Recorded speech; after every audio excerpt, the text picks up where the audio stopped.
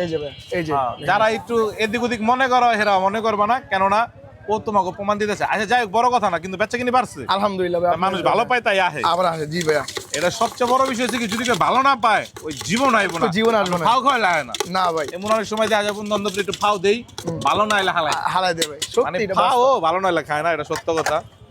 আর তোমরা যারা ভাই বেড়াদার গরিব জনতা বাড়ি ভিডিও দেখো, গরিব জনতার লগে থাকবা, আর ছোটখাটো ফুডকার্টের ভিডিও করবা, টাকা টুকা নিবা না। এই যে অনেকে রিপোর্ট দিতেছে ভাই টাকা নেয় ভিডিও করে, টাকা নেয় ভিডিও করে, এটি জানি কেউই করবা না।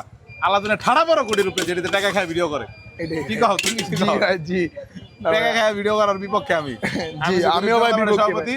এই যে গরিব দোকানদারের পক্ষে। এই যে 50 টাকা দিয়ে আইসা আতর মেনশনের সামনে ক্যানিগঞ্জ বাজারে হ্যাঁ যাবে ছোট ভাই থেকে, জি ভাই। কারণ 50 টাকা কিন্তু ভালোই, খারাপ না, মোটামুটি ভালো বানাইছে।